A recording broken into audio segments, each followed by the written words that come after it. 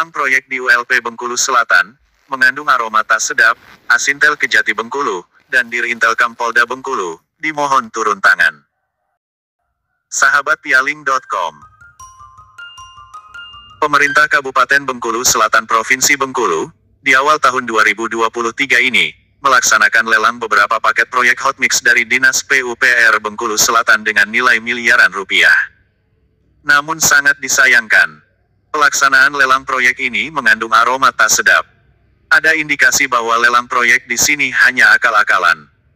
Seolah-olah lelang terbuka, guna mencari pemenang yang benar-benar memenuhi kriteria yang dipersyaratkan dan mampu bekerja dengan baik dan benar.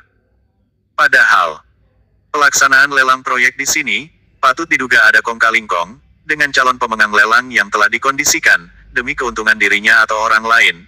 Dari beberapa paket lelang proyek yang ada, diduga kuat pemenang lelang sudah diarahkan oleh Bupati melalui Kepala Dinas PUPR Bengkulu Selatan. Dengan pemenangnya adalah Jimas atau AJM, yang hanya sewa perusahaan CV Dedi Putra Perkasa, sedangkan Jimas atau AJM bukanlah nama badan hukum perusahaan yang ikut lelang dalam tender ini. Hal ini disampaikan oleh sumber yang enggan menyebut namanya.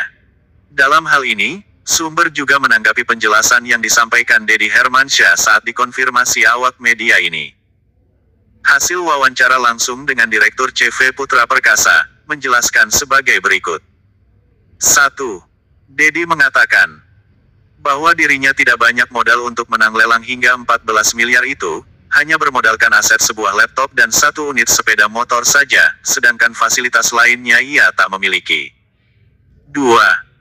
Dedi mengakui bahwa sertifikat SKA dan SKT tenaga ahli yang dipersyaratkan hanyalah sewa milik orang lain, dengan harga Rp1 juta untuk 1 SKA, dan Rp500.000 untuk 1 SKT. Dengan adanya perusahaan ini hanya sewa sertifikat ahli.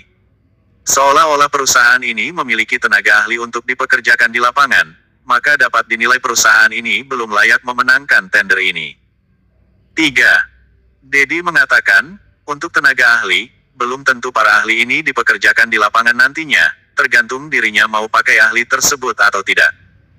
Padahal yang namanya tenaga ahli itu wajib melaksanakan tugas dan fungsinya di lapangan, agar dapat menjamin hasil kerja yang diharapkan. Namun kalau hanya selembar kertas sertifikat yang dimiliki dari hasil sewa, apa jadinya hasil pekerjaan itu nanti? 4. Dedi mengatakan, paket proyek total 14 miliar ini akan diserahkan pada Jimas atau Yeyen setelah menang tender nanti. Dan Dedi juga akan bekerja di situ dengan gaji Rp2,5 juta per bulannya, di luar fee sewa perusahaan, sebesar 1% dari nilai kontrak. Melihat peristiwa ini, dapat dinilai bahwa sesungguhnya perusahaan Dedi Putra Perkasa ini hanya sebagai alat untuk memenangkan tender, padahal jika dilihat dari kelengkapan personil ahli saja perusahaan ini tidak layak menang tender. Atas menangnya CV Dedi Putra Perkasa ini, pertanyaannya adalah, mungkinkah sebuah perusahaan yang tak memiliki fasilitas dan tak memiliki modal yang memadai, bisa memenangkan tender 3 paket sekaligus nilai proyek 14 miliar lebih? Sedangkan kalau mau jujur, untuk mendapatkan proyek PL saja, yang nilainya di bawah 200 juta, sakitnya sampai ke ubun-ubun, mungkin saja hingga persetujuan Bupati. Terkait permasalahan ini, masyarakat memohon pada Asintel Kejati Bengkulu dan Dirintelkam Polda Bengkulu agar sekiranya dapat turun tangan secara langsung untuk melakukan penyelidikan sebagai pintu masuk untuk mengungkap dugaan yang ada, serta segera cegah jika ada kecurangan dalam tender ini. Sementara pihak terkait lainnya masih dalam upaya konfirmasi. Pialing, Detak Serawai, Bengkulu Selatan, melaporkan.